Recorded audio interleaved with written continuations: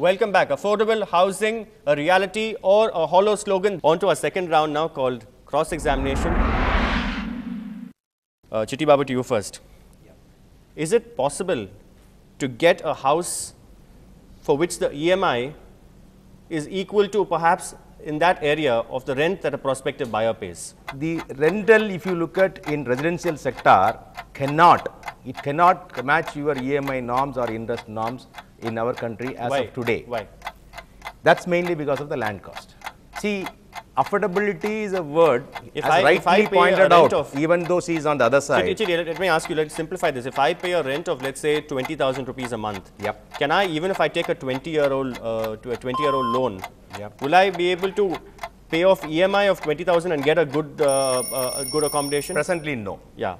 Definitely no. So it's affordable housing is a hollow slogan. See, no, I'm sorry. See that the difference is, what is the shortage today? The whole thing operates in a manner, what is the demand and what is the shortage? The shortage today in the country is 24.71 million. That's a shortage. Demand, we need to match this. How are you going to match this? When there is a demand for a product, then automatically the raw material prices goes up. Where is the raw material? Raw material for this product is, of course, it's land. Land availability, it's a map which we can't keep on producing this.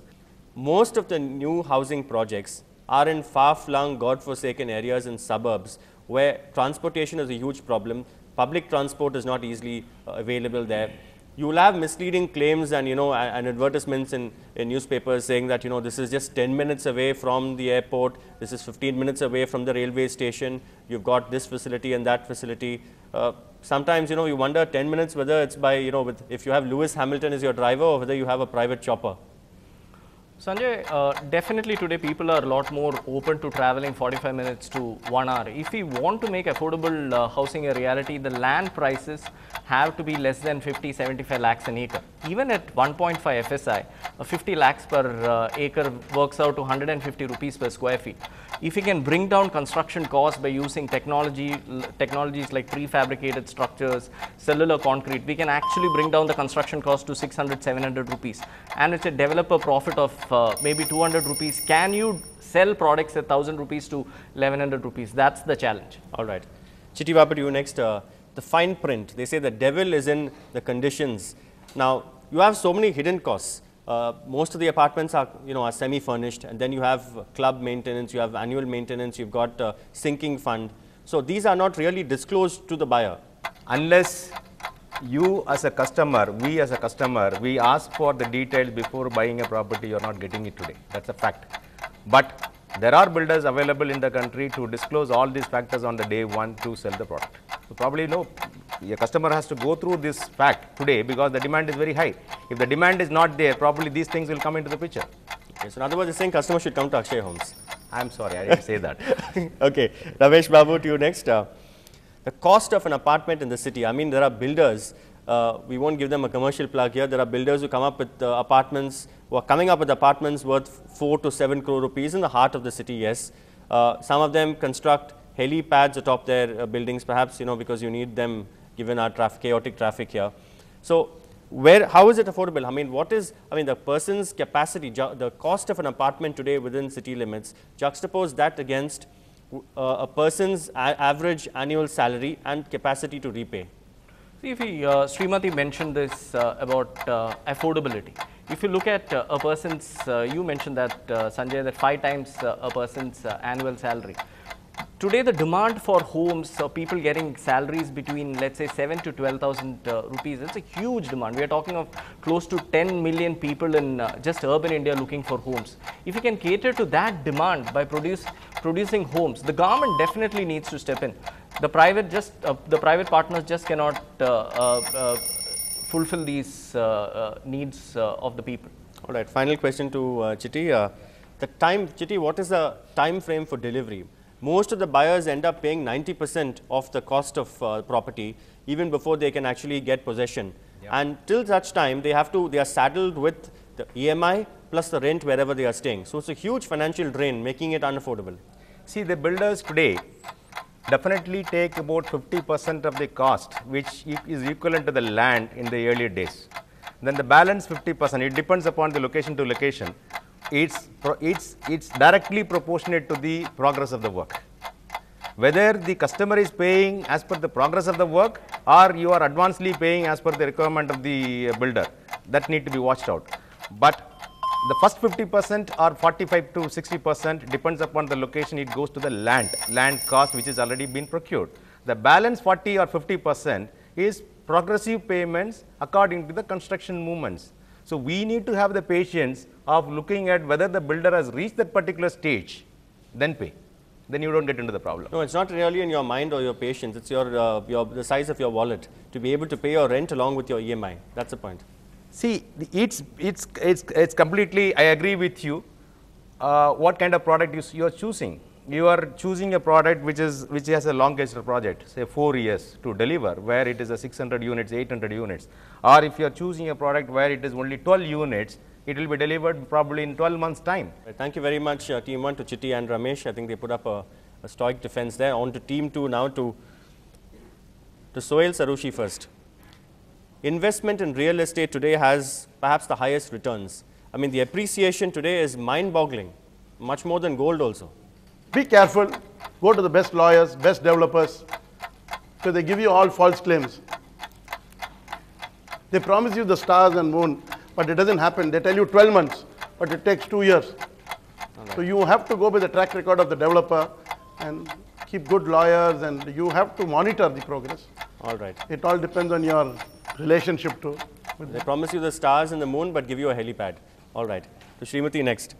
Supply is matched by demand. Today, if you look at, I mean, if you say it's unaffordable, you still have people queuing up for bank loans. There's a spurt in bank loan disposal, home loan dispersal.